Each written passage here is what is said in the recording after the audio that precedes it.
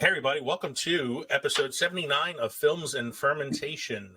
That's right, we are Films and Fermentation, a movie and alcohol podcast. I'm Leo. I'm Kevin. I'm Mike. We're three friends who like to talk shit about movies while getting shit-faced. In this episode tonight, episode 79, we're returning to one of our favorite topics this year in film history. The first time we did this, we looked at the year 1984. It was an amazing year for cinema. This time we are traveling 10 years into the future to the year 1994, where we're going to be analyzing the films of that year. Again, it was another amazing year for cinema. So we hope you enjoy this. To the future. Back to the future. So I hope you enjoy this episode. It's like I said, it's a pretty fun topic. So we're looking forward to sharing this with you guys. Don't forget to drop us an email at filmsandfermentation@gmail.com or visit linktree.com/filmsandfermentation to find all of our social media and podcast links, now including Amazon Music and Audible. We are currently on Amazon Music and Audible as podcast as well. So Nice. you can check that out for yourself. That's a new thing. Amazon wasn't really doing podcasts on their music channel till recently, so we are now on there. And then they said, we can make more money. Yeah, so let's add podcasts so we can rip off the independent guys like us and do it ourselves. This episode is brought to you by Dubby All-Natural Energy Drink. Dubby is an all-natural energy drink using a patented all-natural coffee cherry extract to help fuel you. This ingredient is what gives Dubby its laser focus and fast reflexes, making it perfect for gamers everywhere. Dubby contains important amino acids and vitamins that canned energy drinks simply do not have. Dubby never uses fillers or artificial colors. It's a sugar-free and keto-friendly alternative to energy drinks. Choose from flavors such as Dragonade, Beach and Peach, and Galaxy Grenade, guaranteed to boost energy without giving you the jitters. Go to dubby.gg to order today. Use the promo code FILMSFERMENT, that's FILMSFERMENT, FILMSFERMENT, and you'll receive 10% off every order every time. Dubby Energy Drink. Dubby. Be better. There was not a single burp in that entire promo. There was not a single burp in the entire promo. I'm proud of you. Thank you. So, but I'm not saying I didn't fart once or twice. As long as it was silent, that's fine. It's silent, so you know. They're deadly. Speaking of drinks, what are we drinking this evening, gentlemen? Michael, you go first because I want to see your nifty little thing again there. I am drinking Yeehaw Brewing's Oktoberfest. It goes with the fun drink fact later tonight. So, and it's a really good Oktoberfest. I like that Oktoberfest. I like how your can kind of fits into that little Stein holder. Yeah. So those of you watching on YouTube, you can see the beer can Stein that Mike has. It's a beer can holder that looks like a German Stein.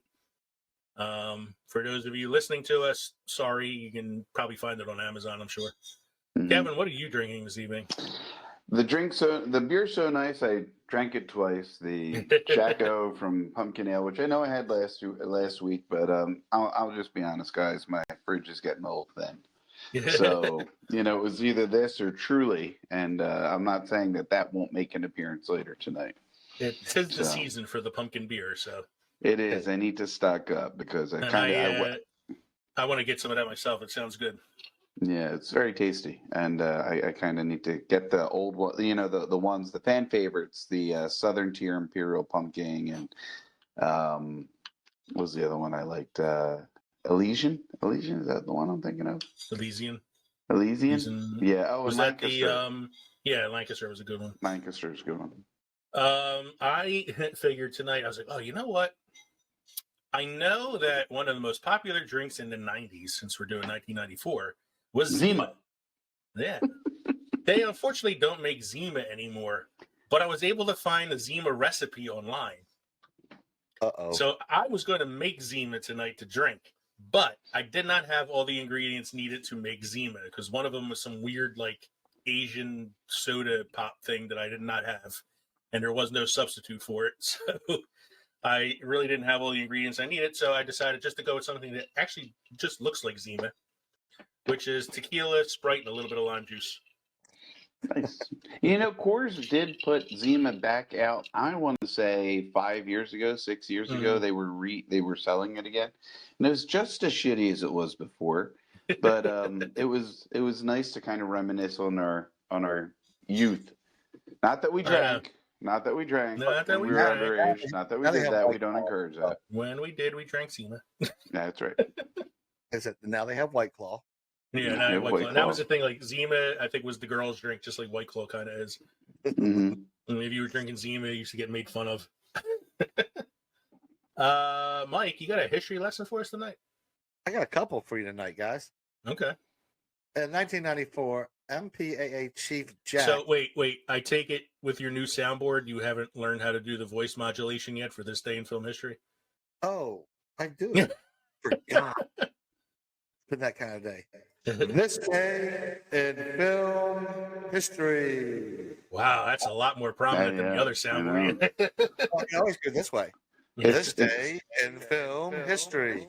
No, the first one was better. Nah, first one was better. It sounds like Yeah. we threw you off a cliff. Yeah. This day in film history. Film history. All right. In 1994, MPAA Chief Jack Valentine Valenti. Yeah. holds meeting to determine new movie ratings. Yeah. So I looked into this because I thought, oh, that's interesting, because I know the MPAA was, was like the follow up to the Hays Code. Once they got rid of the Hays Code, they started making ratings for movies. And the first major addition to the MPAA rating came in like the 70s when they added the X rating to films. Mhm. And Midnight Cowboy, starring John Voight and Dustin Hoffman, is the only X-rated film to win the Academy Award for Best Picture. And it was only X-rated because they didn't have an R rating yet. And it was about a guy who's a male gigolo, so... Gigolo, yeah, eventually it was changed to an R rating when that became part of the MPAA. But in 1994 was when they added the NC-17 rating. Mhm. So that you can say that a film was definitely not appropriate for anybody under the age of 17, even with an adult. And So I don't that remember. supersedes R, right? That goes would be, yeah. PG-13, R, then it's- NC-17. So yeah, so it's J, PG, PG-13, R, NC-17, and then after that you're into the porn X. categories, which would be triple X. Yeah.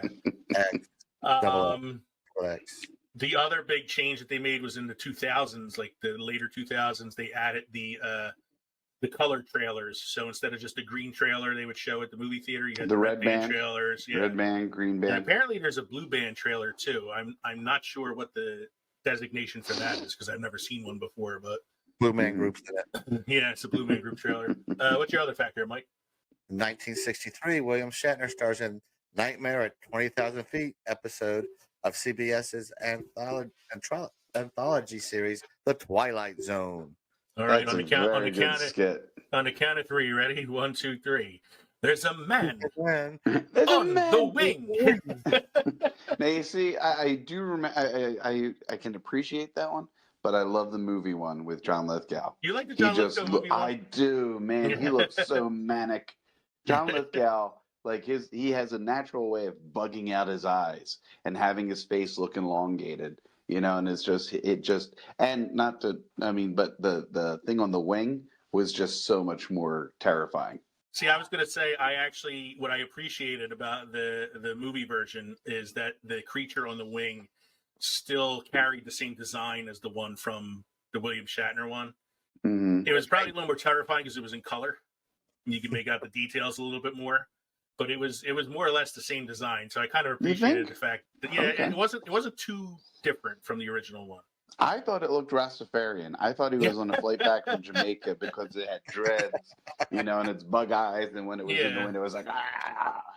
So yeah, but it kind of it wasn't too far off from the original design, which I kind of appreciated. But I'm a bigger fan of the William Shatner one just because it's Shatner.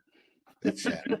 There's a man on the way. Now, you know what I love about the 63 one too is at one point like he's freaking out because he's on the plane. He just got out of like a mental institute and all that stuff. He's getting real nervous. So the wife who's on the flight with him goes, "Oh, you know, it's just your nerves. Here, have your pills, drink some water, smoke a cigarette. You'll be fine." I'm like, wow, yeah, that was These back are when you all could the smoke a things we cigarette. tell people not to do on a plane. Yeah, carry Don't your do pills, drugs. Don't carry, smoke. carry your loose pills and smoke a cigarette. Here's a Mike, nice stewardess to escort you to the bathroom. You got some. You got another Shatner fact for us, right? We're full of Shatner tonight. Yeah. In 2021, William Shatner becomes the oldest person to reach space, traveling aboard Blue Origin's New Shepard rocket in a 10-minute flight. Captain Kirk made it. Captain Kirk made it. The penis rocket. He made it in the penis rocket. He made it in the penis rocket, and it's funny. Kirk and penis go together. Come on now. And Mike, it's funny because you remember like Shatner was on Masked Singer recently, and I'm like, man, he really missed out on an opportunity to reprise his rendition of Rocket Man. Rocket Man. He did it on, I think it was on Saturday Night Live or something. He did his version of Rocket Man, which was basically spoken word. Yeah, spoken word, yeah. It was like, Rocket Man. Megan really appreciates a good Shatner album. I don't know. Nothing beats Leonard Nimoy in the Ballad of Bilbo Baggins. So. Bilbo Baggins. Mike, you got one more fact for us, and again, it's a harbinger fact. It's the harbinger. It's not really a not history because it's recent. Rest in peace, Angela Lansbury died October 11, 2022, at age 96, 5 days before her 97th birthday. I'll tell you what's ironic about that. I already thought she was dead. I honestly didn't know Angela Lansbury was still alive. It wasn't like Betty White where you kept seeing her everywhere. No, she kind of, her career, she just kind of like rested, which is what after they should canceled do after Murder, 95. Yeah. She stopped writing about murder. Mm-hmm. Yeah, but then you knew she was in, Beauty and the Beast. Yeah, the cartoon one, yeah. Yeah. Was she American or was she English? She's English. She was English, you sure? Lansbury? Yeah. I think I always thought she was like American actress with that like sort of that did the English accent. Yeah, with that like effective way of speaking. You know, it's one of her best roles. It's an amazing Chitty Chitty Bang Bang? No, she wasn't in that. She was in Bedknobs and Broomsticks. Same damn difference. Same difference. No, hold on. Angela Lansbury. I loved her in Wayne's World. She was born in London, England. Okay, so she might have been English. She may have been English, yeah. No, I was going to say she was in the Manchurian Candidate with Frank Sinatra in the 60s. Yeah. It's one of the very, very few times where she played the villain. And she's amazing in it. She actually got an Oscar nomination for that role. She was also in Sweeney Todd, the one on Broadway. Mm-hmm. She was also in The Three Musketeers with Vincent Price and Leonardo DiCaprio? No, wrong one. No. Oh, okay. I thought that was the Man in the Iron Mask. Them too. The Three Musketeers are in that. Same difference. Gene Kelly. Gene Kelly was that one. She had 3 Oscar nominations in her lifetime, but didn't win any. She was Best Actress for Gaslight in 1944, The Picture of Dorian Gray in 1945, and The Manchurian Candidate in 1962. She was given an honorary Oscar in 2014 for her contribution to cinema. So, Lifetime Achievement Award. Here's to you, Ange. Here's you, Angela Lansbury. Murder, She Wrote. What's your after we just talked about the death of a celebrity, what's your fun drink fact? Adrian found this last night for me. So it's an article from Gatlinburg, Tennessee. Okay.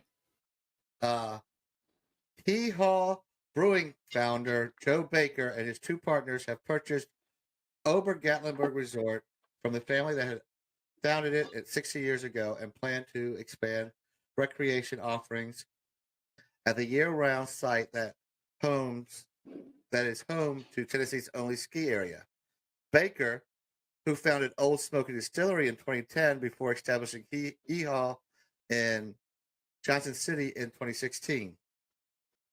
Wow. So the guy that opened Old Smoky Distillery and started the Hee Brewing Company Yep. is now going to open up a ski resort No, in Gatlinburg. he bought the one that was up there, the older one. Okay. That's all the way to the left when you come Up down in the Smoky hill. Mountains. Yeah. Yep.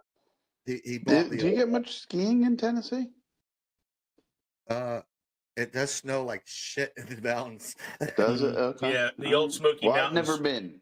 Yeah, we did the Old Smoky Mountains run through Tennessee, and so we actually did that. We did the driving trail and like drove up the mountain and stuff like that. So yeah, they do on the mountain. Yeah. Okay, that sounds cool, man. That's another reason to get back to Gatlinburg, right? I mean, it's a Yeehaw and Old Smoky. But we're gonna stay. We're gonna stay on the strip this time, right? We're not gonna walk up the hill. We gotta figure out what we're going to do. All right, notes from last show. Actually, one of the notes is a note for this show. Happy birthday, Mike. Happy birthday, Mikey boy. Happy birthday. Play with your new audio toy. Mr. Bradley. So yeah. Happy birthday to me. So we are recording this on Thursday, October 13th, Mike's birthday. So happy birthday, Mike. Shared with What's that? Brian Dawkins. All right. So I couldn't wait to read this one to you guys. This is our new segment, the synopsis according to Glip. So this is the synopsis from last week's show, episode 78, the best jump scares. See if you can remember some of the things we talked about as I read the synopsis to you. Here we go. This is Glip's synopsis of our previous episode. The speakers talked about the main segment, horror films, the end of the Halloween episode, history of Captain Kangaroo, bringing the meat, newer versions of the film, reboots with the guy, and pulling out the thing. Oh, I remember reboots with the guy. Reboots with the guy. I remember bringing the meats. Bringing out the meat. Yeah, that was one where Kevin said that, and then I said, "Oh, I can't wait to read the Glip review now." And then it's in there. And then pulling out the thing was when I was talking about the John Carpenter's The Thing. Yeah. Pulling out the thing. So, Kev, you watched The Thing recently. What'd you think of it? I did. I was getting prepared. The Thing was fun. It was a little horrifying. You know, I think he did an amazing job with the resources he had with the special effects. All practical. You know, yeah, they were all practical. Yeah, and I'm like, how did the tentacles and the How about when the head comes off and grows the legs and starts walking around, and it's like, Jesus, how do you do that with practical effects? Exactly. It's amazing. Exactly. I was thinking green screen had to be involved, but it was pretty good, and I really, really admired Kurt Russell's beard. I mean, that was epic, man. That was an epic beard. It was and the epic. long hair. And the long hair and the prospector's cowboy hat that he wore when he flew. Right. Really looked like a man who was stuck in Antarctica for a while. Yeah. And I wish that I know they had cut the scenes where it talked about his backstory. You know, I know that he was dishonorably discharged in the, from the army. And there's a whole backstory, which I think would have added more to his character. And the ambiguous ending drove me up the wall because I've heard two different things, you know. Yeah, that's a great ending. I've heard one, thing from Carpenter, and I've heard other things from the actors, and it's like, what? It's kind of like the whole Ridley Scott, Harrison Ford. Was he a prototype? Was he a replicant kind of thing? Yeah, prototype. Yeah. I like this little fact from The Thing. If anybody on the research team spoke Norwegian, they could have avoided everything that happened in the film. So at the beginning, when the Norwegian helicopter pilots are shooting at the dog, and they're trying to save the dog from the shooters, the guys are yelling to them in Norwegian. It's not a dog. It's not the kind. It's a different thing. It's a danger. Like they're yelling at them that it's the alien creature. Right. And so had they had spoken Norwegian, they could have avoided everything. I could have avoided the whole thing. So last week was kind of an editing disaster. So I want to apologize to anybody who listened to last week's episode. I was using a different laptop to record the episode, and I had some technical glitches during the recording. So at some point during like the end of the episode, Mike and I were overlapping. So I was like asking a question, and Mike was kind of answering it before I finished the question, and vice versa. And also, all the video sound was cut out, and I think it had something to do with YouTube copyright licensing. So I had to edit the segments where we watched the videos. Fortunately, though, when I did that, it kind of seamed together pretty neatly, so you couldn't tell that I had cut out the portions where we watched the videos. But it was kind of that weird thing at the end, though, where we were kind of overlapping a little. It reminded me of like our first 10 episodes. When you edited so much, it just like compressed in the end. Yeah, so I don't know if it was something to do with the connection I had or if it was just all the editing I did or whatever, but I apologize to anybody listening to that episode. But thank you for your support anyway, because it's due to the support of many people out there on Twitter, Facebook, Instagram, especially within our independent podcast group, that our chart rankings on Good Pods have gone up a little bit as of the recording of this episode. So on the Indie Podcast Film Review chart, which is the first one that we ever appeared on, we are currently ranked number 10 of the top 100 shows under Indie Film Review, and we are top 10. And we are number 11 on the main film review chart. So we're only one spot lower. We made the top 11. We made the top 11 on the all TV and film charts. We are number 24 on the indie chart. Top 25, guys. And number 20 and number 26 on the regular chart. Top 26. And that's the regular all TV and film chart. And this is the one that I like the most. On the top 100 indie shows, regardless of genre, this is just every show, like sports, film, self-help, whatever it might be, all on this list. We're number 10. Hey, the top 100 shows on Good Pods. We're semi-entertaining. Yeah, we have a semi group of followers. But to those followers, we say thank you very much. So you see this style here. Typically, all the other ones go up to 10. This one goes up to 11. This one goes to 11. Why not just make 10 louder? But this one goes to 11. This one goes to 11.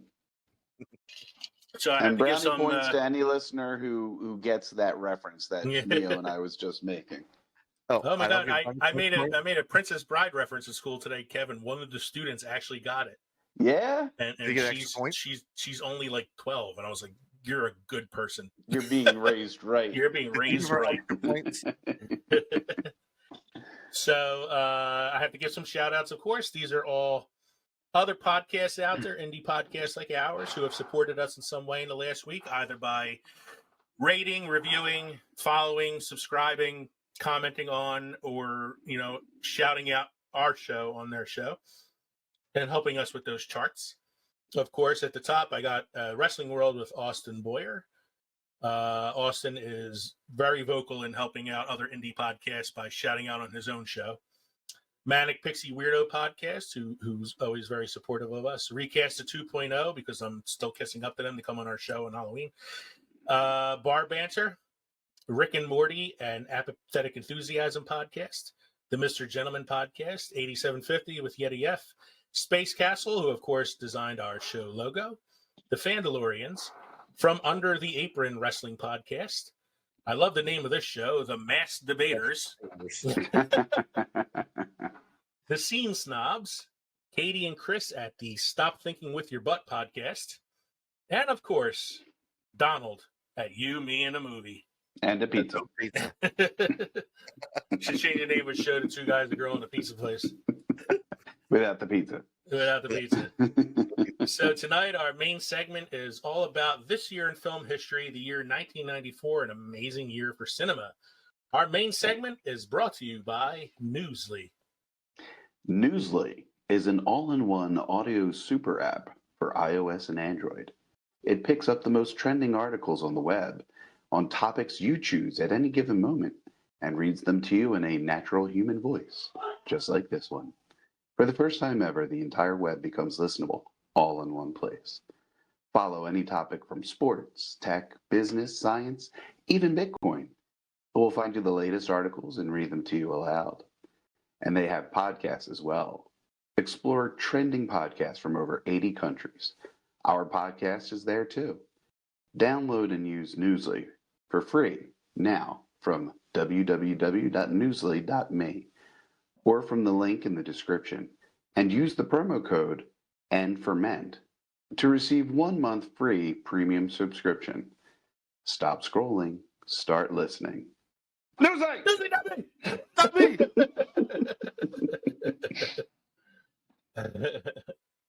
So, yes, newsly.me, and make sure you use Anferment to get your promo code. The main segment this year in film history. So, like we did with our previous This Year in Film History episode, which was all about the year 1984, we're using the Box Office Mojo site run by IMDb Pro, which gives us our box office for the year 1994. We are looking mainly at the domestic gross and not the worldwide gross. That will kind of change the statistics a little bit if we did worldwide. Bless you. So we are just mainly looking at domestic gross. So number one for the year in 1994. This was a movie, shocker to me. Yeah, shocker. It was a shocker to me. So released in June 15th on 2,624 theater screens. Grossing total $312 million plus. A little tiny Walt Disney production known as Hamlet. Hamlet with aminals. Hamlet, or as Disney likes to call it, The Lion King. I gotta check my social media. See who loves me online. TikTok. I love The Lion King. Me too. It's probably my favorite Disney animated musical. Mm-hmm. Close tie with like Aladdin. I love Aladdin too. But I think The Lion King is definitely my favorite. And I joke about the Hamlet thing, but I would use this when I taught Hamlet in school with my high school Lion kids. King made me cry. I'm not going to lie. It's an animated movie that made me cry much more than The Land Before Time. How about Bambi? Bambi, hell no. Everything about The Lion King was. Look, I appreciated the soundtrack, which was done by Tim Rice and Elton John. You know, this was kind of like, this was a big resurgence, I think, for Elton John, too. That was also a major collaboration, too, to have somebody, a Broadway, staple like Tim Rice getting together with Elton John. And they won an Oscar for this, the two of them. So. Yeah, I think they won it. Yeah, they did. And the score, the score itself was amazing, and just a great movie. All the celebrity actors, Jeremy Irons playing Scar. Who better is Scar? Rowan Atkinson as the bird. Was it Zazu? Zazu, that's it. And James Earl Jones, who just hung up his vocal cords for Darth Vader, who voiced Mufasa. Ooh, and I always get Darth Vader vibes too when you watch the Mufasa ghost scene, and he's like, "I am your father."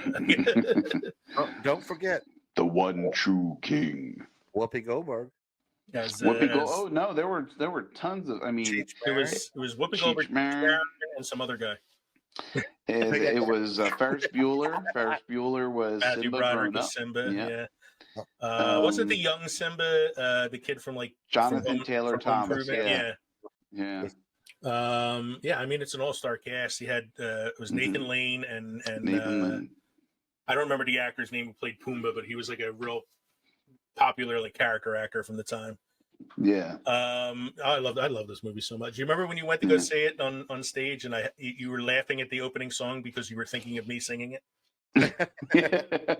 So I always make up my own lyrics to that song. So it's I think it was like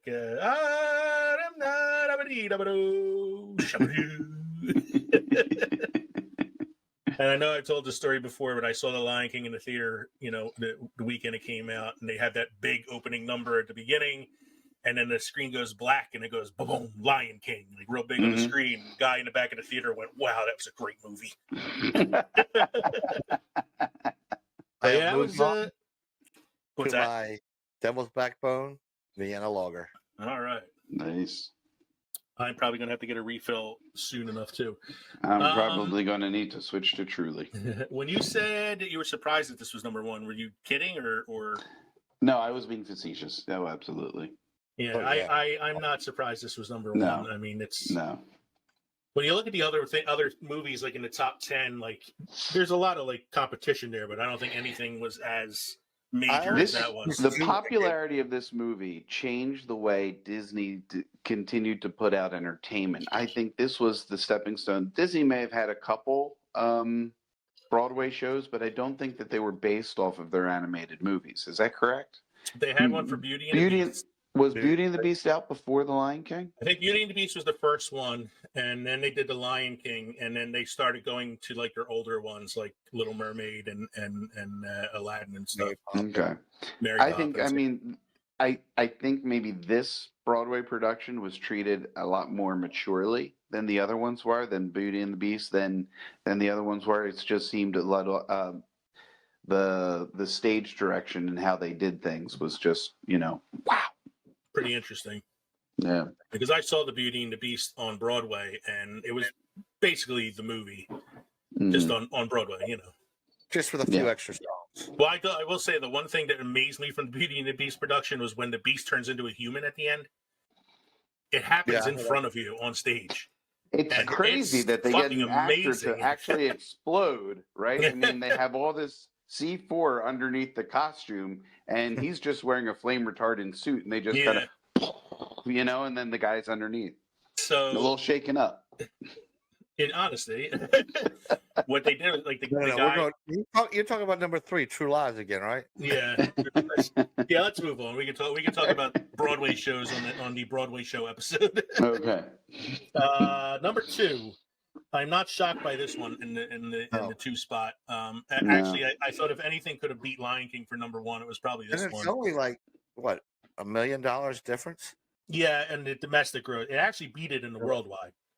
Yeah, and domestic growth, $1 million. So this was released in July 6th.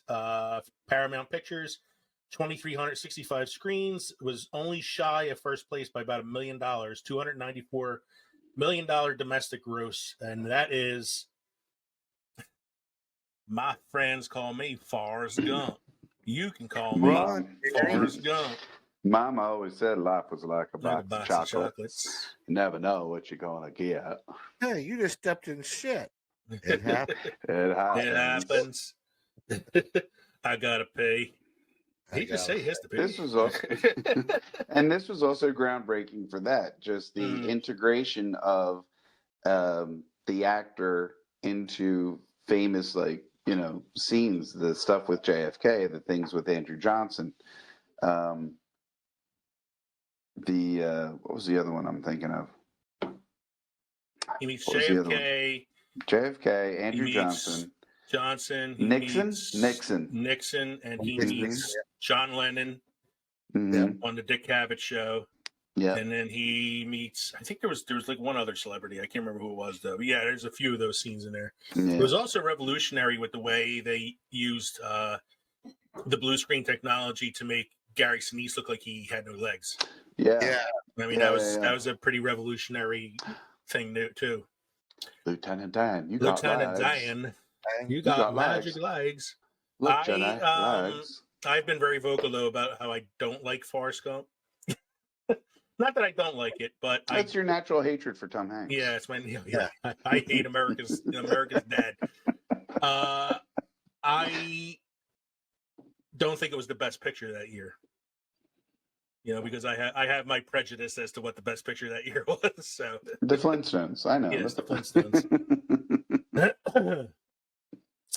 Third on the list, and now we're starting to see like a divide here because the third place film is $150 million less than the second place film, domestically speaking, and that is Yeah, that is True Lies with Arnold Schwarzenegger, Jamie Lee Jamie Lee Curtis, Curtis, and who could forget Tom Arnold? Tom Arnold, Because when I and think the very young Elijah Dushku. yes, when I think action comedy films, I think Tom Arnold. And Bill Paxton. I forgot Bill Paxton, Bill Paxton was was in in it it. too. Yeah, I Yeah. enjoyed this movie. I thought it was a fun No, movie. it's a fun, action-packed entertainment extravaganza. You know, and it's one of the more entertaining like Schwarzenegger comedies. I think hmm and honestly, better than Junior. I think this, like, I mean, I thought Jamie Lee Curtis was very attractive in Trading Places, and what was that one with John Travolta? I can't think of it right now. But anyway, Oh, and I know then the one. It's like he like works at a like it's Dance like a dance studio or something like yeah, that. yeah. Yeah, I know what you're talking about. I can't think of the name But of then, it. you know, Perfect. well, yes, that's it. The movie was so perfect. And then, you know, you saw her in A Fish Called Wanda. It's like, oh, okay. And then I kind of forgot about her. I don't remember her doing much then. And then I see her in this, and I'm like, wow, I didn't know she had the ability to do. I mean, she was in Halloween, so she could do like this slasher scream, you know, but like this was action, you know, and she was involved in action, and she was pretty funny in this too. And it's kind of like it was like a Renaissance film for her because she ended up doing a few more movies after that. Mm-hmm. There's actually buzz this year of her getting an Oscar nomination. She's in Everything Everywhere All at Once with Michelle Yeoh. And she has a pretty substantial supporting role in the film, and there's like buzz about her actually getting a nomination for it. The next one on the list, I knew this was a really big hit in the 90s. I didn't realize it came out in 94, and I didn't realize it was this big a hit. The Santa Claus. The movie where Tim Allen murders Santa Claus. You know, I think I didn't like it because I wasn't big on Tim Allen at the time. Even though we watched Home Improvement, I just thought it was the same shtick, same old thing. That, and I had a place close in my heart for Santa Claus the movie. You know, and that was the Santa Claus. Don't give me another Santa Claus. With Dudley Moore and Dudley Moore, John Lithgow, and I can't think who played was Santa it Claus. Richard Attenborough who played Santa Claus? I don't think so. I know he played Santa in a film as well. Yeah. This guy was in The Big Lebowski. He was in, oh man, I can't think of it. Yeah, IMDb that shit. Santa Claus. I'm doing it now. You guys just keep on talking. I wasn't a huge fan of this movie either. I'm not a big Tim Allen fan. I mean, I don't hate him. It's not like it's no, I don't hate him. I just it's not like your feelings for Adam Sandler and Will Ferrell. Yeah, right. I mean, this is Dave Huddleston who played Santa Claus in Santa Claus the movie. Dave Huddleston, okay. Yeah. Now the Santa, I always joke that this is the movie where Tim Allen kills Santa because it is basically kills startles Santa. Him. The thing that always bothered me about it. The thing always bothered me about it is when he goes back to the North Pole. The elves don't seem all that disturbed that Santa's dead. They're kind of like, oh, this is the new guy. Santa Claus. Yeah, this is the new guy. Give him a coat, some cocoa, and let's get started. You got to wonder what the average turnover for Santa Clauses might have been at that time. I mean, is it a yearly thing? Is it an every, 10 years thing? So, like, the third Santa Claus movie, I've seen all three of them, unfortunately. The third one, he has a room that has a bunch of snow globes in it, and the snow globes represent all of the past Santas. And there are a lot of snow globes floating around. So I'm like, motherfuckers getting killed a lot. Can't imagine how many times he got shot off the roof by somebody who got scared, The next one on the list, I can't believe this is number 5. Really? This actually saddens me a little bit. Mm-hmm. Number 5 in 1994, making $130 million in the box office. Flintstones, the movie. John Goodman, Rick Moranis, Rosie O'Donnell. I don't remember who played Wilma. That was Wilma was was it wasn't Kelly Preston, was it? No, it was the one that was in The Miracle on 34th Street as the uptight lady. Oh, it's Elizabeth Perkins. Because she was in Big. Yes. Elizabeth Perkins. So yeah, and it's man. All I remember is shaking my head at the fact that Halle Berry's character's name in the film is Sharon Stone, and I'm like, you miss out on a chance to actually have Sharon Stone playing a Flintstone character named Sharon Stone. Yeah. Well, they wouldn't put her in a kids movie after that movie she did shortly before. Yeah, Halle Berry waited till after the Flintstones to do Monsters Ball. The best part of this movie, honestly, is John Goodman and Rick Moranis as Fred and Barney, because they are pretty spot on with their imitation of them. But the rest of the movie is kind of lame. Oh, and it's also the last film for Elizabeth Taylor. Really? The Flintstones. She plays Wilma's mother in the film. Bad. Oh, she's Fred's mother-in-law. It is the last film she appeared in before she died. That's just wrong. I know. It makes me hate the movie even more. Number 6 is a Jack Ryan thriller starring Harrison Ford, making $122 million domestically. That's Clear and Present Danger. This was Harrison Ford's second movie as Jack Ryan. Yep. He was in the Patriot Games when they couldn't get they couldn't get Alec Baldwin to come back to reprise his role. Even though they really wanted Harrison Ford from the get-go, they wanted him to do the Hunt for Red October, and I think A, Harrison Ford was too busy, and B, he had just done Indiana Jones and the Last Crusade. Not too much either before. It was too close to his prior workings with Sean Connery. I was going to say, he couldn't work with Sean Connery again. Clear Present Danger. Dad, what are you doing being Russian? The one with Sean Bean was the Patriot Games one, right? Patriot Games, right? Yeah. Clear and Present Danger was about getting revenge on a drug cartel, you know, and how the U.S. government used their resources to get revenge like a personal thing, because the president was friends with somebody that the drug cartel was also dealing with, and so it was a whole thing around that. Yeah, like I remember, like I've seen both films, but it's been so long that they kind of blend together a little bit. Yeah, I actually liked Clear and Present Danger a lot. Yeah, it's funny, like as you go deeper into the list, we actually get to like movies that I really, really love. And it's like they're lower on the list, but this is still a good friggin' list, man. Number 7, Speed. You know what the best part of that movie was to me? All the speed? No, it's at the beginning when, you know, what do you do when they got a hostage? Shoot the hostage. I like Speed, man. It's a great Dennis Hopper performance. It is. Movie that introduced us to Sandra Bullock, and then you have a young Keanu Reeves showing that he can do action films. Yeah. It's a fun film, man. It's one of those films that's like it's popcorn fun because it's kind of dumb but still like entertaining. Elements of suspension of disbelief. What's that, Mike? Sandra Bullock. She did that one before she did the Demolition Man. Yeah. I think so. They might have been around the same time. I know, like, I think it was Demolition Man. I think was her first film.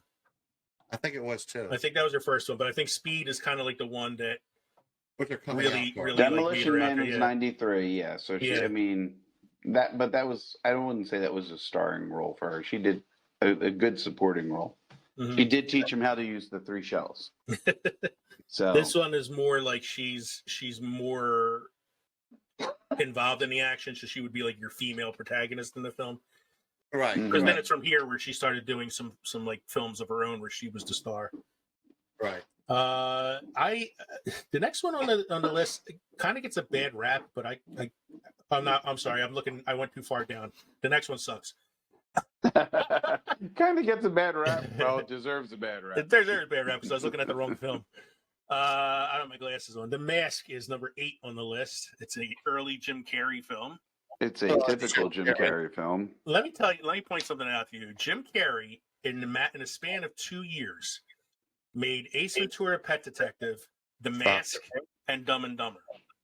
Sucked. Now, whether you like the films or not, all three of those films made over $100 million in the box No, office. because he was hot for his shtick, you Mhm. know. Right. Just Coming off of In Living Color.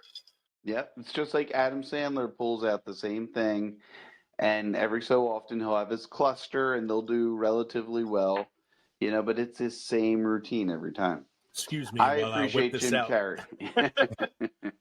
I appreciate Jim Carrey just like I appreciate Adam Sandler when they go outside of their comfort zone. You know, Jim Carrey in The Truman Show, Mhm. Adam Sandler in Spanglish. You know, these are movies. It's like, wow, okay, you actually do have acting chops. I just don't get to see it because you put on the, you know, I think goofy between the facade. two of them, I think Jim Carrey is the better dramatic actor. Okay. Because you think I'm thinking like Truman Show, but I'm also thinking like Man in the Moon. Man in the Moon. I forgot that was the one that was like that's an amazing film. Yeah. And he's done a few He's other more ones. of a method actor in that, according to Jerry Lawler. Next one on the list. This is a classic. This is a great one. Great movie. One of the top 10 in Robin Williams' career. That is Mrs. Doubtfire. And they made this into a Broadway show too. They did. Everything's being made into a Broadway show right now. This is the last film on 1994 list to crack the $100 million mark as well. Ended up with $110 million domestically, over $200 million globally. This movie was released in 1994 on November 24th. So this is one of those films that Thanksgiving weekend. Yeah, started its run at the end of the year and kind of like filtered into 1995 as well. So it's still on the list in 1995 for box office as well. But this is it's a great Robin Williams performance. It is. Oh my God. Pierce Brosnan, Sally Field, and this is not the first collaboration for Robin Williams and Sally Field. You have I like Roy Firestone as his brother. Oh yeah, Harvey Firestone. Harvey Firestone. Harvey Firestone. He's like, can you make me a woman? You look like my mother. Oh, I'm so proud. You think this looks like two Bubby Glaze? Matchmaker, make me a match. I love the scene where they're at the pool and he throws the apple or whatever, the pear, orange. Whatever it is. Yeah, it was a drive-by. It was a drive-by.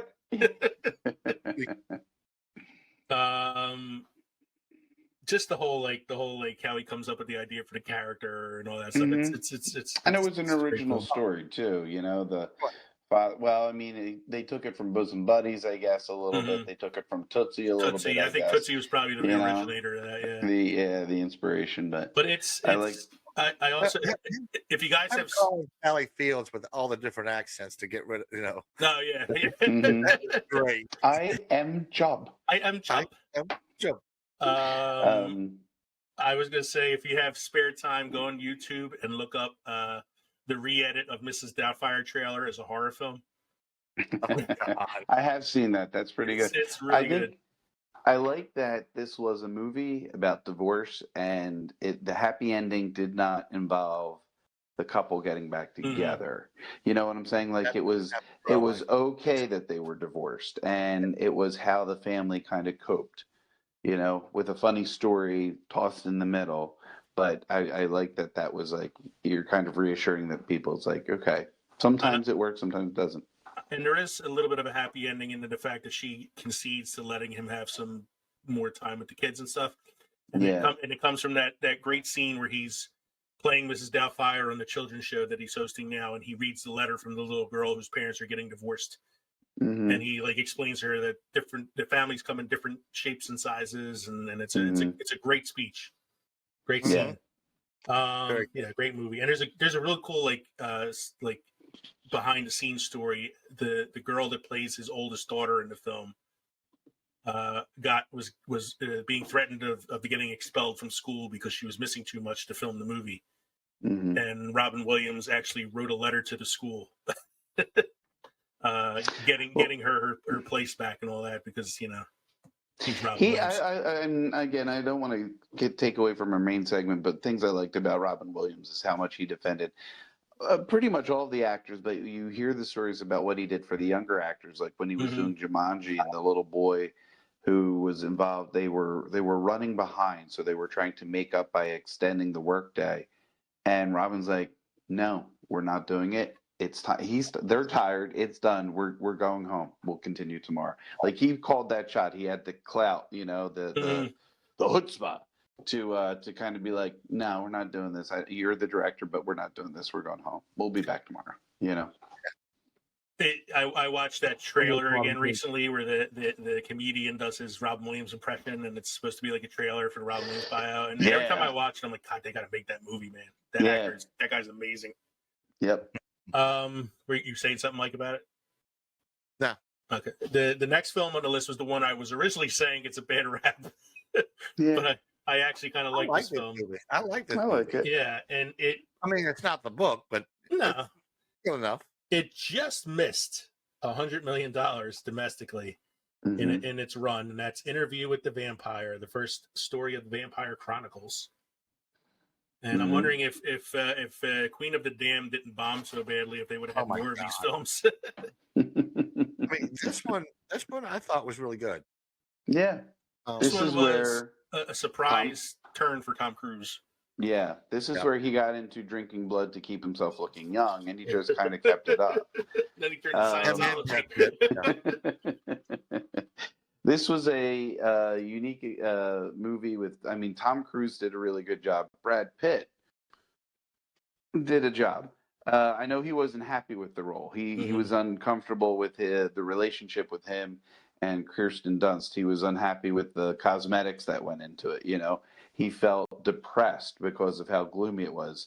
Shocker! It's a vampire movie. It's there should not be sun. This is kind of like the vampire movie that kind of brought about the broody vampire. True. This is not your scary 30 Days a Night vampire. This is more like your sparkly vampires before they were sparkly. It also I would say this is pre-bedazzled vampires. Pre-bedazzled vampires. Yeah, what were you gonna say, Mike? One thing I liked about this one was Tom Cruise didn't play Tom Cruise. No. True. Kristen Dunst was awesome as the little girl. I was going to say this is the movie that was her breakout performance. Yeah. Mm-hmm. And I mean, even Antonio Banderas. Yeah. Plays Antonio Banderas. Armand. But I think who was the other one that played the other vampire who was kind of sadistic? He was also the one that could walk on the ceiling and stuff. Yeah, that's not. Was that Gabriel Jonathan Byrne. Price? No, I think it might have been Jonathan Price. I'm gonna look it up. Jonathan Price? I don't maybe, but I don't think so. Interview. I saw that there's an interview with a vampire series or something now. There is, yeah. Oh, yep. I think it's Hulu. Prime? Hulu? I don't think it's Prime. I think it's Hulu. So I'm like, it was.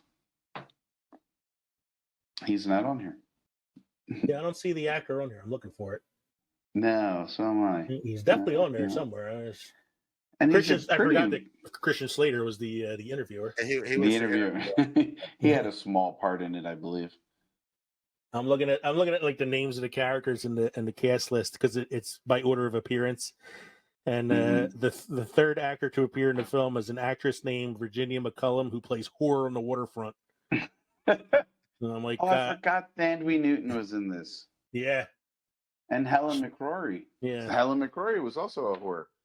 Stephen Lots Ray. of whores. Stephen Ray was the other. Stephen Ray. He was in The Crying Game. Hey, Yes. Kev? Yeah. It's AMC Plus. Okay, that's okay. where the show is. Yeah.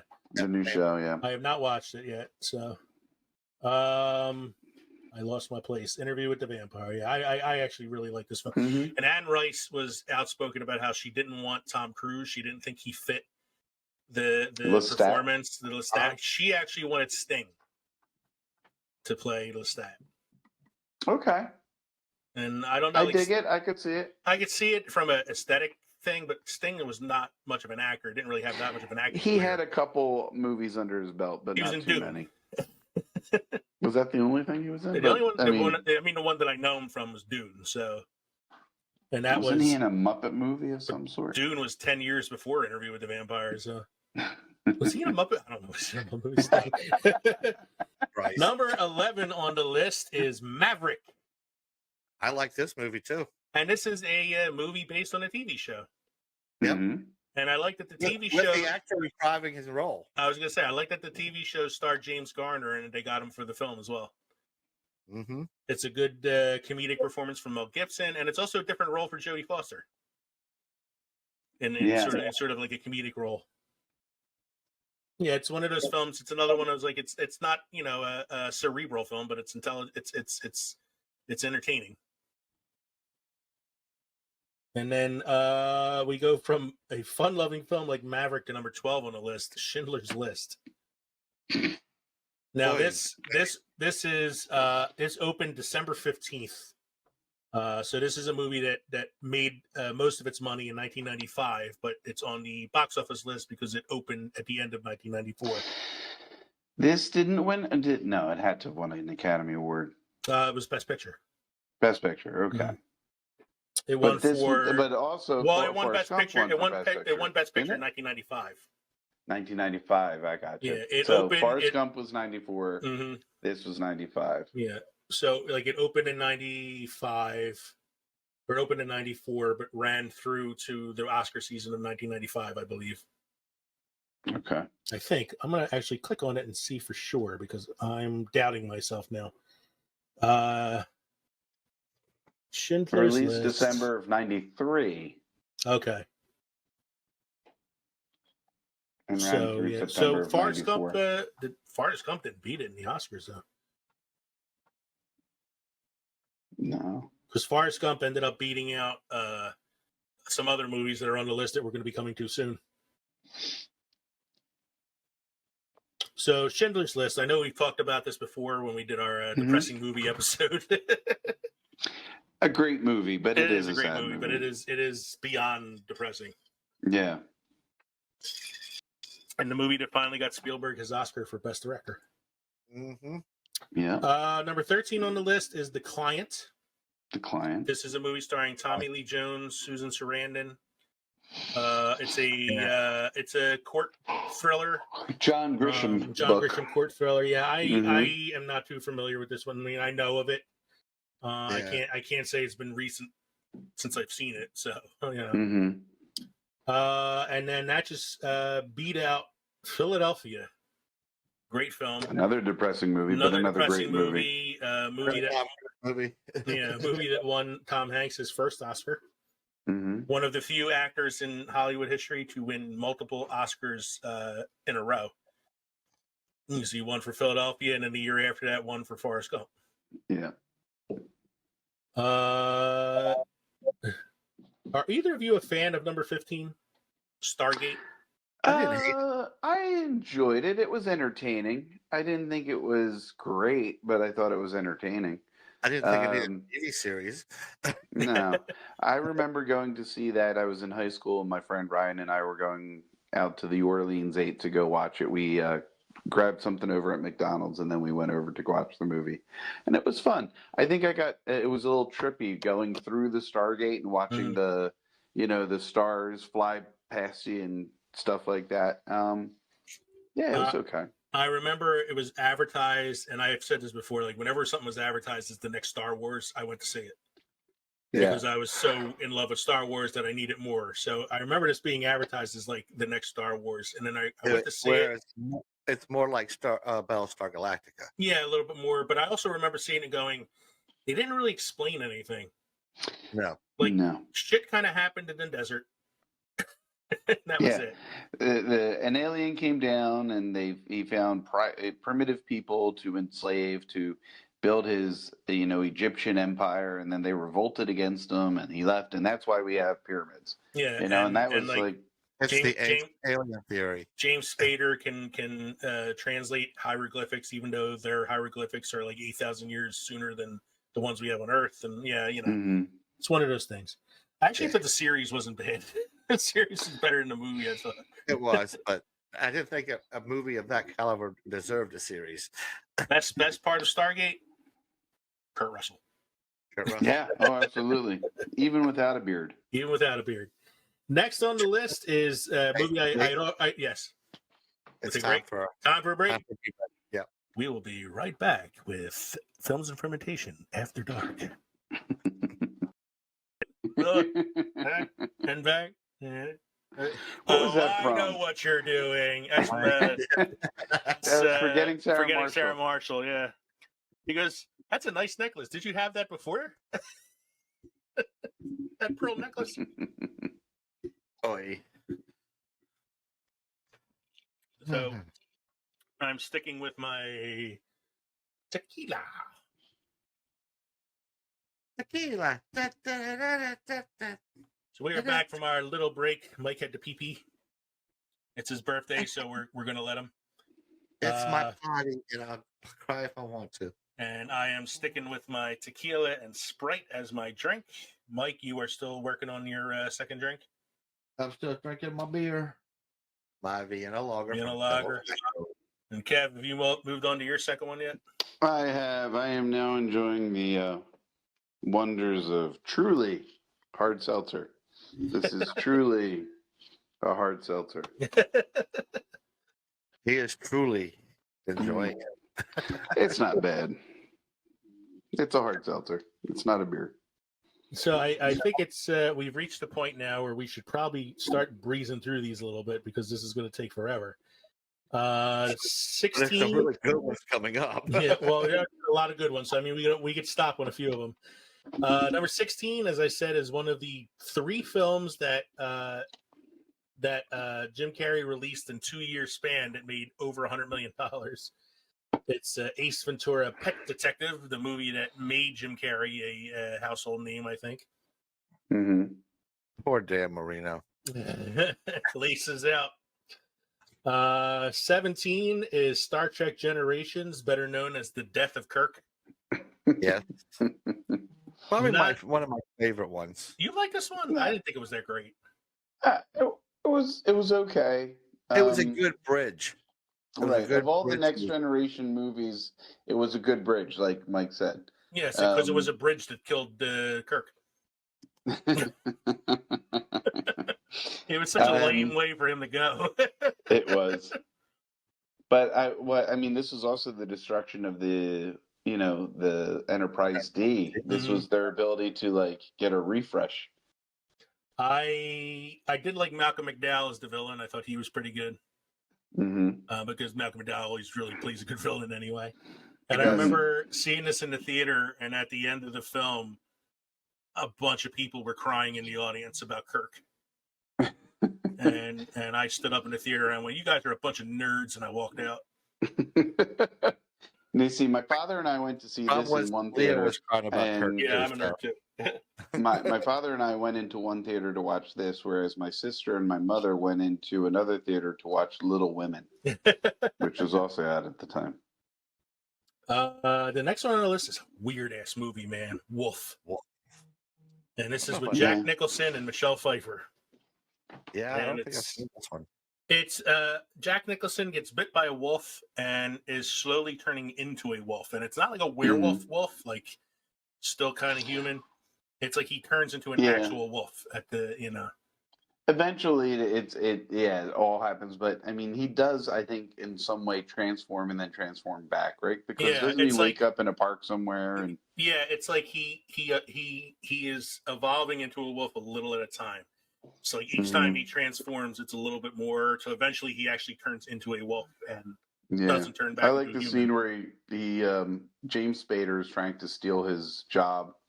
And they're in the bathroom, and James Spader's like, "It's not personal, I didn't know, And at this point, Jack Nicholson just doesn't give a fuck anymore. That's kind of like the wolf in him is just like, I really don't care. And they're at urinals, and Jack just turns and starts peeing on him. He goes, "What the hell are you doing? You pissed on me." He goes, "I'm just marking my territory." If there's any reason to watch this film, it is of course Michelle Pfeiffer. Yep. Next one on the list is definitely one I will stop on for a little bit because this is a 1994 classic, and this was a flash in the pan. It didn't have any repercussions. Yeah, this is a very little known film. Come on, man. Pulp Nobody Fiction. did it. Pulp Fiction is Quentin Tarantino's second film. His first film was Reservoir Dogs, which is also a great film, but this is the film that really launched him because this is the one earned him his first Oscar for Best Screenplay. It's a movie that's told non-linearly, which is pretty strange the first time you watch it, but then becomes more interesting each time you watch it.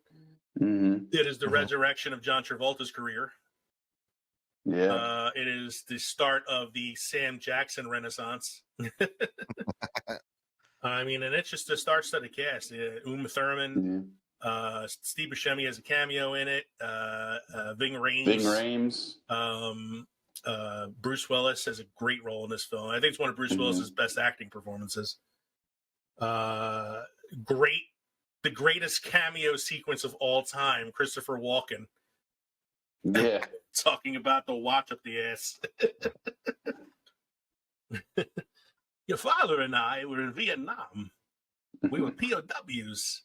And as far as he is concerned, this watch was his son's birthright. And no yellow bastard was going to take his son's birthright. So he hid his watch in the only place he knew he could. Up his ass. He hid his watch up his ass for 4 years. He died of dysentery. Give me the watch. I kept this uncomfortable hunk of metal up my ass for 2 years. Single greatest fucking cameo of all time. Oh God, it's a great movie, and yeah, it's the movie that kind of made Tarantino into sort of like this pop culture icon. Yeah, he got some recognition for Reservoir Dogs, but then this actually kind of solidified him.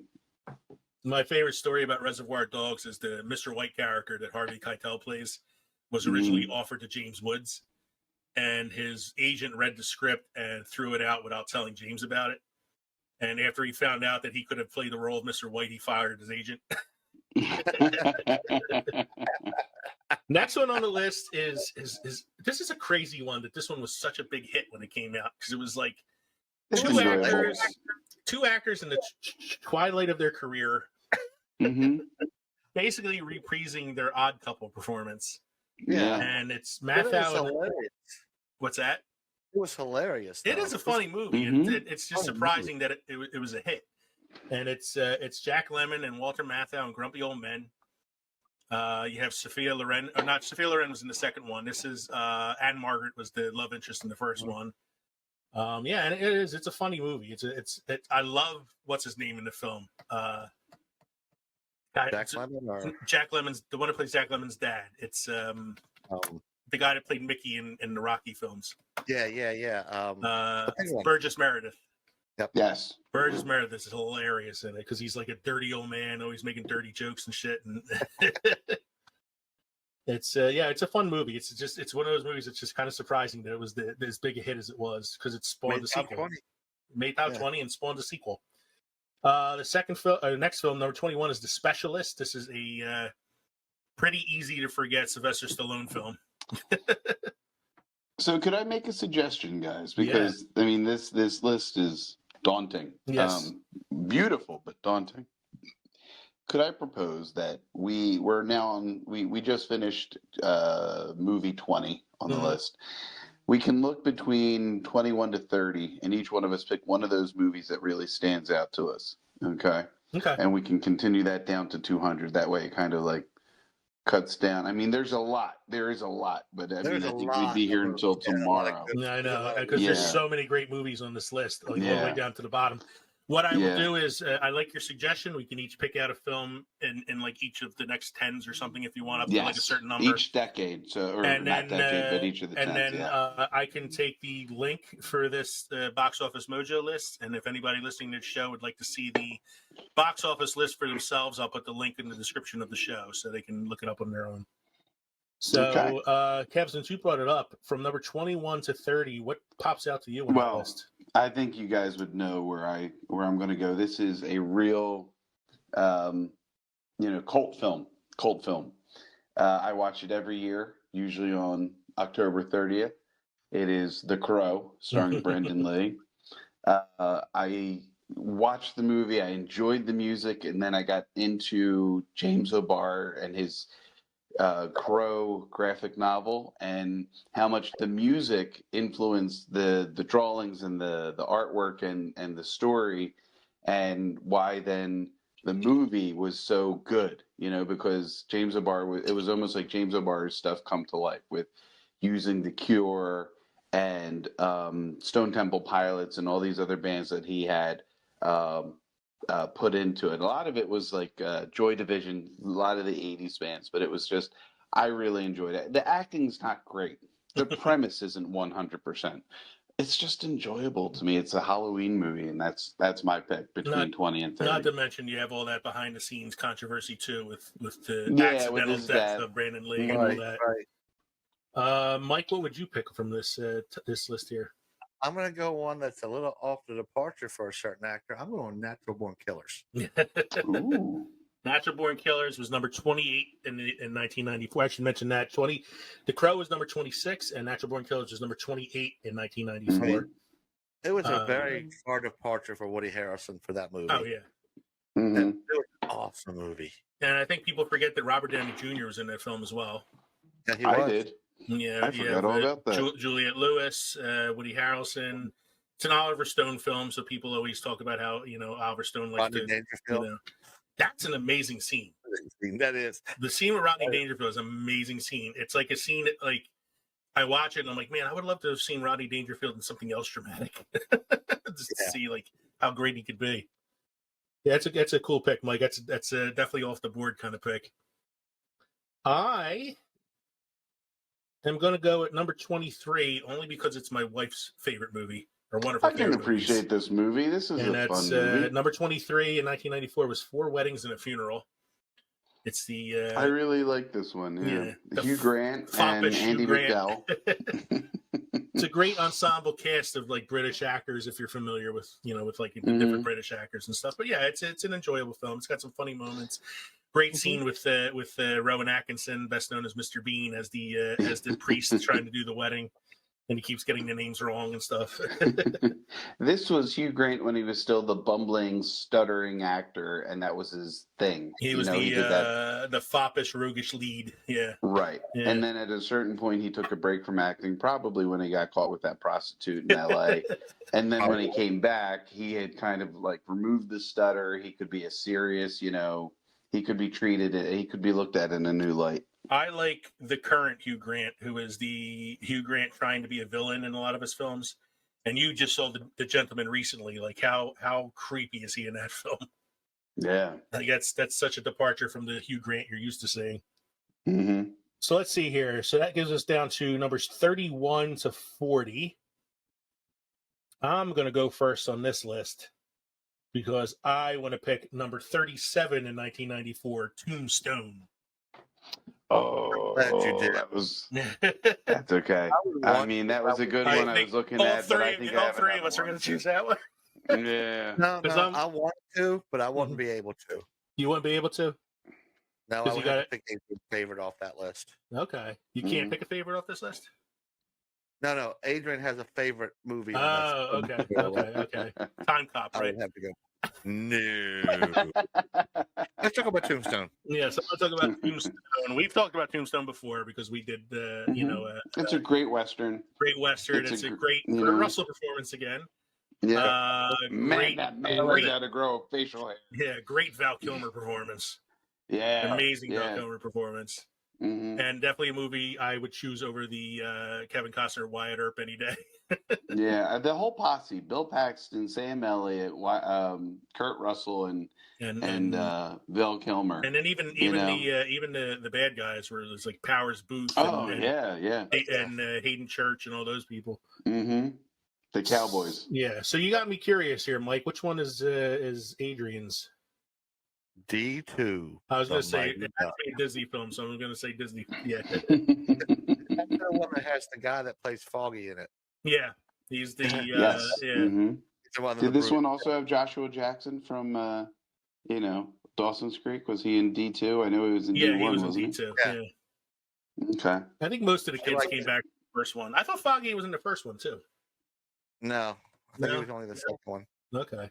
Or he was in the second one. I think they had the other big kid in the first one.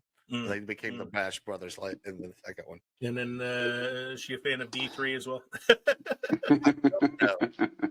I think she was good with D2 and she leaves it at that. So, Kev, did we leave you anything to choose from? No, I'm good. I got one because this movie was this movie was based off of a book from one of my favorite authors, Michael Crichton.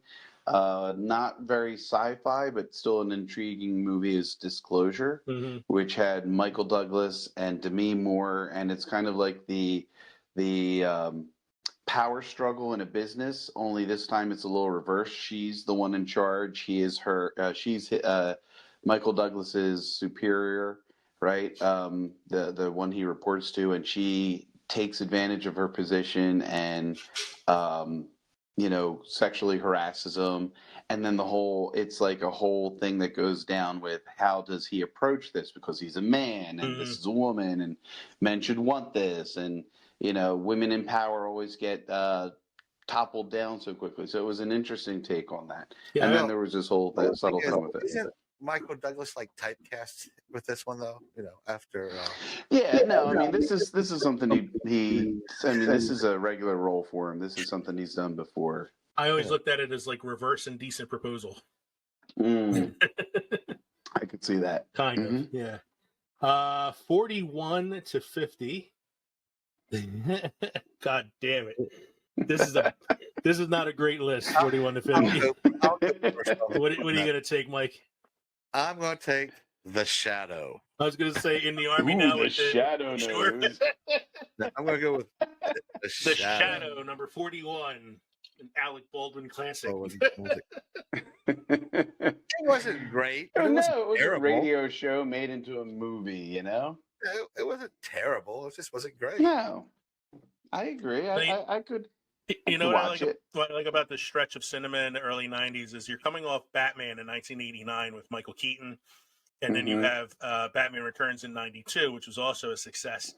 So movie studios are like, we got to get some more of these comic book properties out of here. So which ones are we going to do? Well, we got Superman, we got Iron Man, we got Spider-Man. So who should we do then? Oh, I know. The Shadow, and the Phantom. The Phantom. The Phantom's even worse than the Shadow. Oh, God. Two superhero films based on radio properties. Like they were radio shows. They weren't even TV shows or anything. What I love about The Shadow is the scene where he's transforming in the back of the cab and Peter Boyle's got to turn the mirror over because he's getting creeped out. And I'm like, basically all that happened was his nose got bigger. Now, if it came between The Shadow and the Phantom, I'm taking the Phantom. The Phantom was a fun movie. I'm taking The Shadow. I love the Phantom. Did you really? Yeah. Oh What's God, wrong with Billy Zane in tight purple spandex? You said it, Billy Zane in tight purple spandex. No, the reason I like the Phantom is Treat Williams plays the villain, and he's like so over the top. You gotta appreciate it. I am going to choose from this list. Oh wow. You're going to take the one I want, I know. You're going to take Blown Away. Oh yeah, you did know that. Okay. Yeah, I'm gonna take. I'm not going to take any of them because they all suck. You got to take a Guardian Test and Nick Cage. Like Major League 2 is a disappointment. Blank Check is. I can't talk about Blank Check because it's that movie where like the 40-year-old woman kisses the 11-year-old kid. Yeah. Junior with Arnold Schwarzenegger, like he had a good comedy earlier in the list, so we can't bring up this one. In the Army Now with Pauly Shore. Oh, that's right, Pauly Shore, not Lori Petty. Yeah, if I was going to choose anything on this list, maybe Guarding Test. I don't know. I have no idea. So Kev, why don't you go ahead and take We'll share Blown Away. We can share Blown Away because Blown Away, the next best choice on this list. Yeah, Blown Away, which was Tommy Lee. What am I thinking? Tommy Lee Jones, and why can't I think of his name right now? Jeff Bridges. That's right. And Jeff Bridges is an ex-IRA, rebel. Who's trying to escape his life in the IRA in America. And I think he gets Tommy Lee Jones incarcerated. And when Tommy Lee Jones escapes, he comes looking for this guy in Boston, and Jeff Bridges plays works for the police department in Boston as a bomb squad unit of the bomb squad. I thought it was pretty good. It was it's a nice, good, wholesome Irish movie that Involves a lot of death. No, I'm kidding. No, it does have a lot of death. It's good. It's decent. Yeah, I the one nitpick I have for that film is Tommy Lee Jones' Irish accent. Oh, that's true. It was as good as his performance as Harvey Dent. Numbers 51 to 60. Now I have A couple good ones in that one. there's two that I would like to go with, but I'm gonna probably take the one that's the lesser known of the two, even though it's a Oscar nominated film and a great performance from Daniel Day-Lewis, and that's number 53 in 1994 was In the Name of the Father. In the Name of the Father is a lesser known Daniel Day-Lewis film. It's about the IRA and the IRA bombings, so similar to Blown Away, except this is actually a drama. This is good. It's based on a true story of this man in Ireland who is coerced in confessing to an IRA bombing that he did not commit.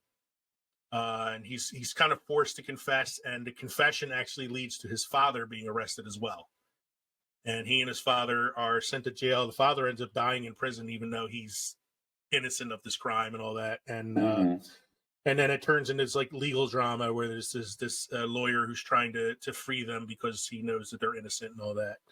It's a pretty intense movie. Definitely not a happy watch, No, but a very good film. Yeah, I remember that being nominated. Yeah, I think Mike, I'm going to assume you're going with number 55. I'm gonna have to, ain't I? I'm in it. So this You're is still getting residuals off of dangerous- this one, aren't you, Mike? No, I'm not getting shit off this one. When you're enlisted, it's the needs of the army. And they needed me to march by camera. So Mike's Renaissance Man, not a great movie though. It really is. It was all right. I didn't mind it. I like Danny DeVito as a teacher. you don't like the scene where they rap Hamlet? Here's the major problem with the movie. Mark The Wahlberg. army's not. Well, that too. The army's never going to put you in English class. They don't care. You mean this isn't based on a true story? No, because if you're that dumb, they're just going to make you a ground pounder and put a gun in your hand. You're going to be on the front line of Operation Human Shield. Yeah, you're going to be infantry. You're going to be a bullet catcher. Yeah. Cav, which one are you going with? I'm going probably with number 59. I mean, of the list, Ooh. I could have gone with Wyatt Earp, and I was looking at that. The piano was also pretty good, but I didn't mind this version of Mary Shelley's Frankenstein. This was riding on the coattails of Bram Stoker's Dracula, so this was Kenneth Branagh's version of Mary Shelley's story about, Dr. Frankenstein and his creation of the monster. It starred Kenneth Branagh, obviously, as Victor Frankenstein. It had Robert De Niro playing the monster, which I thought was, a unique choice. And you kind of see him as just a doctor who's so enamored with this idea of creating life. And I just recently saw the 1931 version, which was, it's a classic, and you kind of see where he's going, but it doesn't get as much detail as this one does about sewing the parts together and not using electricity per se from like a storm. It's electricity generated by electric eels and stuff like that. It was an interesting story. I liked De Niro as the monster in that film. I thought it was. I like that they went with the kind of the book version where the monster gains intelligence and can speak and and all that. It's not the Boris Karloff. Yeah. So from number 60 through 100, if I had to kind of like jump through this, there's only a few movies in the latter part of this list that I would really like to point out personally. Okay. And that is. I'll give you 4. Go ahead, dear Mike. I would be remiss to say one of Adrian's favorites within the 50s. What's that? Sister Act 2. Sister Act 2? The lesser of two Sister Acts. And now I've heard they're doing a Sister Act 3, Breaking the Habit. After the success of Hocus Pocus 2, they're trying to get Whoopi Goldberg back in the habit. I would love it if there actually is a Sister Act 3 called Breaking the Habit. She can't give up pretending to be a nun. She's got to break the habit. But she would have to sing the Linkin Park song "Breaking the Habit" during it. So, in the latter part of the list, there's just a few movies that I kind of want to point out because they're good films. Quiz Show number 71. Oh, that was a good one. Great movie about a quiz show being rigged in the 1950s. You have number 72, Leon the Professional, which is great ones. What's that? Wait, you missed two great ones. Who? You missed 66, The Cowboy Way. Okay. And number 70, 8 Seconds.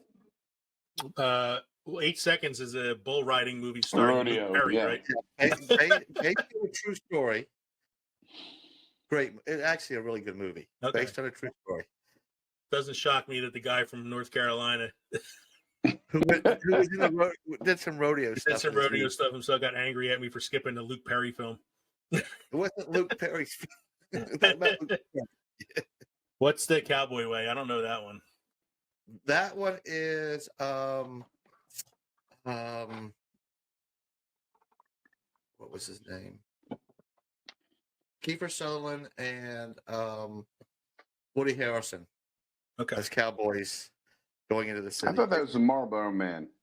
No, that's Harley Davidson and the Marlboro Man, and that was okay. Movie. That was Mickey Rourke and Don Johnson. Exactly. The Cowboy Way. It's kind of coming back to me a little bit. So I have a vague memory of the trailer of the film. 72, The Professional, which was the debut of Natalie Portman. Yeah. It also, 12, 13. Yeah, it also starred Gary Oldman in one of his craziest roles. Oh, yeah. And Jean Reno as Leon. Little Giants. I'm sorry, it's not a I love that movie. Yeah, not the greatest movie, but I kind of had to throw it out there just because of the annexation of Puerto Rico. Come on. When they wrap the kid in bubble wrap. All right, on to more serious things. Jurassic Park, number 79. This is actually a holdover from the previous year. It was still in theaters at this point. Jesus. Street Fighter. Wes Craven's New Nightmare. Wes Craven's New Nightmare. Street Fighter, number 82. Classic genre. Wait. Okay, you guys, I'm sorry. I was missing it. Yes. Okay. I thought you said My Girl, too. The new Miracle on 34th Street? Yeah. So I had to point out number 95, my favorite movie of all time, the movie that should have been Best Picture in 1994, The Shawshank Redemption, number 95. Mm-hmm. Only made $15 million domestically and $28 million worldwide. It was not a wide release, only on 972 screens. It was released in September, which is kind of like a dead month for pictures. Yeah. Didn't get any advertisement. I honestly didn't even know it was in the theaters. I had a couple friends who went and saw it, and they said it was a really great movie and prompted me to go see it in the theater, and I fell in love with it after that. And I'm like, yeah, this is... It had more success after its course in the movie theaters. Once it was released on video, once it was... Yeah. It was one of the first movies that TBS picked up for their fledgling station. And it was something that they picked up because the copyrights were very cheap because it was, a bomb of a film. Mm-hmm. And so they would play it like 24 hours on a loop. But that's kind of like where a lot of its popularity came from the fact that it was like always on TBS. Right. I actually still play it on TBS every day, all day, 24 hours. Is there any other movies on the latter part of the list that either of you guys want to point out? One of my favorite Christmas movies is number 108. And that is The Ref. The Ref. That's a great Christmas movie. Kevin Spacey and Dennis Leary. Kevin Spacey and Dennis Leary. Mm-hmm. Yeah. And he's a cat burglar or a bank a robber, and he just gets stuck. They close down the city looking for him. And he gets stuck with a real twisted family. And I like Little Big League 106. It's one of my favorite kids baseball films where the kid becomes the manager of the Minnesota Twins. What's Eating Gilbert Grape? Lee, I thought you would be a fan of Page Master. Page Master? Oh, I didn't see that there. I missed that one. 101. Mm-hmm. Page Master. Page Master, sort of like Never Ending Story Light. Yeah, but this was mixed with cartoons, and Whoopi Goldberg and Patrick Stewart were voices. Yeah, here's one that's real low on the list. I didn't realize it was that. It didn't do that well in the theaters. What's Eating Gilbert Grape? Yeah, The yeah, 118, that was which Leonardo it's the, DiCaprio really. it's a breakout role for him. It's an Yeah. early Johnny Depp film. It only made $10 million in the box office. It's surprising. What else? Who we got? Nell. That's the one with Jodie Foster where she makes up her own language. Skip a coo, skip a ka. How's that? The T's and the V. 132, The Fugitive. The Fugitive. Now this was a good movie. Well, this is a holdover from the previous year because you can see that its total gross box office was $183 million, but it only made $7 million in 1994. So it's kind of a holdover. Where is it at? There it is. The next Karate Kid. No. Cool Runnings, 127. No, not Cool Runnings. Not Cool Runnings. Cool Runnings is a good movie too. What? The Charlie Sheen classic, The Chase. The Chase. I always get The Chase mixed up with The Getaway. That's the Alec Baldwin twin film. This one had not Hilary Swank. Who am I thinking of? Kristen, the one that played Buffy. Kristen Swanson. Yeah. Yeah, he kidnapped her in the car. Then she decides to, screw him by running for the cops. Trying to see if there's anything. Oh, here's the Road to Wellville, Kev.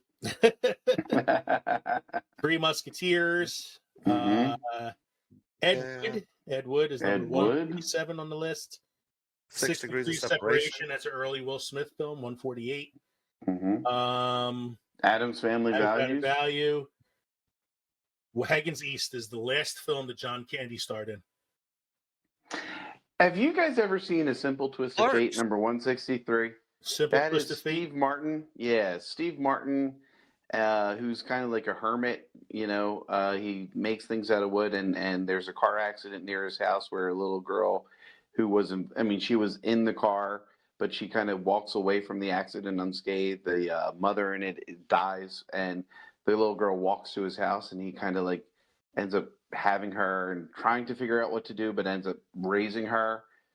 Have you guys ever seen this movie? I'm vaguely familiar with it.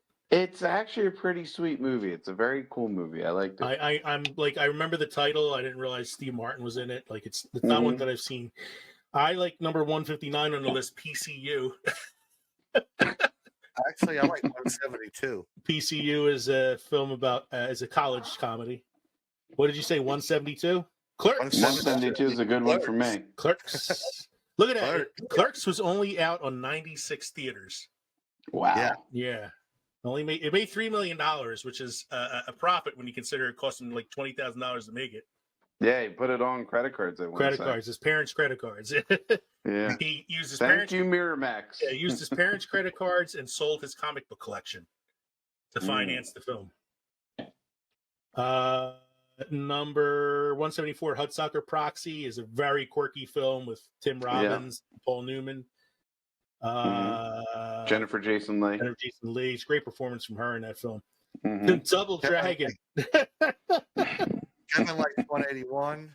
181. Batman: Mask of the Phantasm. Never saw it. It's actually pretty good. It's pretty good. It's the I appreciated the animated series. It's a spin-off of the animated series. Yeah. Okay. Yeah. What do we got? We got anything left? And then you get down to it's it. Yeah, there's like most of the rest of the movies on the list are not ones I really know. I did see 198 Cobb, which is a Tommy Lee Jones film. Right, 192. We've all familiar with. Spanking the Monkey. 198. 4 theaters. I saw Cobb on home video. I did not see that in the theater. So that was our year in film history for 1994. I think I need to see 192. I'm reading the description. Spanking the Monkey is a med student is forced by his traveling salesman dad to cancel his top summer internship and look after his hot mom, who's bedridden with a broken leg. Applying lotion to her leg arouses him. Gentlemen, there is one more I think we missed. What's that? 122. What's 122? IQ. IQ. Is that the one with That's Matt the one out? with Please, yeah, Einstein. Yep. yeah, Meg Ryan, Walter Yep. Matthau, and Adam Sandler. Not Adam Sandler. Oh shit, no, not Adam Robbins. Sandler. Yeah. So, Mike, do you have any beer wisdom for us this evening? Beer wisdom. Yes, I do. There we go. What's the calendar say? Here we go. The best blood type is IPA positive. I didn't know beer wisdom included dad jokes. Anybody have any final things to say about their drinks this evening? Good. I missed the beer that I had earlier. I'm disappointed that I didn't have all the ingredients to make Zima. Well, you also need Jolly Ranchers, apparently. Yeah. You need Jolly Ranchers for your Zima. So thank you for joining us tonight, everybody, for episode 79 this year in film history, where we revisited the year 1994. We hope you enjoyed listening to this podcast as much as we enjoyed recording it for you. Remember, you can drop us a line at filmsandfermentation@gmail.com or visit us at linktree.com/filmsandfermentation to find all of our podcasts and social media links, including links to our new home on Amazon Music and Audible. Don't forget to stop by the crossroads between pickled and fermented next week as we present episode 80. Look at that. We have made it to episode 80. For episode 80, we're going to have a special episode where we are going to be giving our review of the Disney Plus MCU special presentation, Werewolf by Night. Oh! Spoiler alert, it's actually pretty good. So, I'm Leo. I'm Kevin. I'm Mike. Thanks again, everybody, for joining us. Cheers. Cheers. Cheers.